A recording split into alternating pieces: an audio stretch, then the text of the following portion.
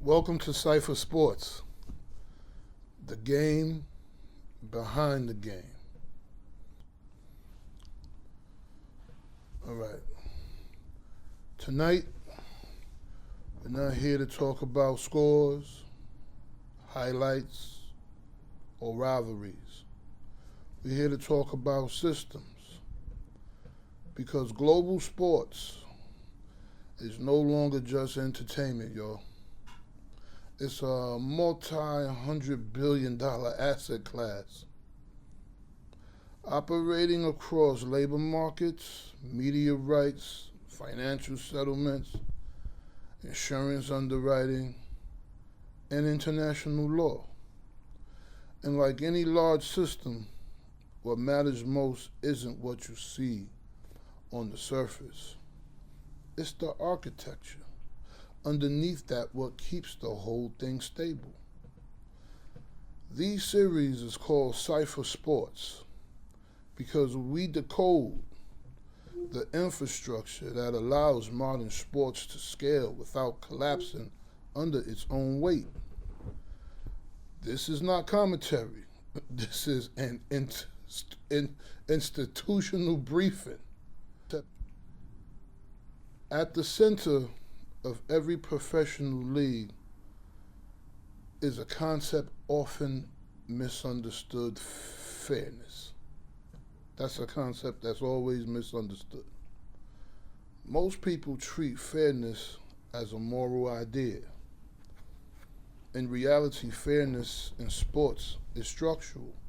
Draft systems, salary caps, revenue sharing. These are not about equality. They are risk balancing. They exist to prevent capital concentration, protect long-term enterprise value, and stabilize competition across decades, not seasons. In governance terms, rules are not constraints. They are leverage mechanics. They align incentives between owners, laborers, broadcasters, and sponsors so the systems remain predictable, enough to ensure finance and globalize. The game doesn't need to be fixed. It's engineered. Talent is the most volatile variable in sports. Careers are short. Performance fluctuates. Injuries are unpredictable.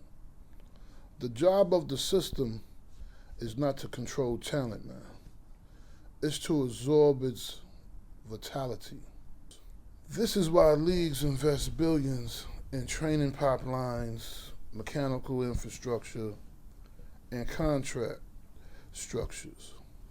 Not to manufacture greatness, but to create a container strong enough to host it. From an institutional perspective, talent is not the product. It's the risk factor the system must continuously manage. All right, y'all. Now we get to the part most people never see. Fans are often described as customers. That's incomplete. In infrastructure terms, fans function as a settlement layer. Their attention drives media rights valuation. Media rights fund labor contracts, contracts underwrite insurance, insurance stabilizes capital. This is not exploitation, it's coordination. The system doesn't monetize passion, it clears value through it. Once you understand this, y'all, once you understand this, the sports economy stops looking emotional and starts looking logistical. Sports isn't separate from power. It's where power systems are tested safely before they scale elsewhere. Labor agreements, cross-border licensing, private arbitration, risk pooling, revenue distribution. You see, sports operates as a live laboratory for governance at speed. The frameworks proven here don't stay here. They migrate outward into entertainment, technology, finance, and eventually public systems.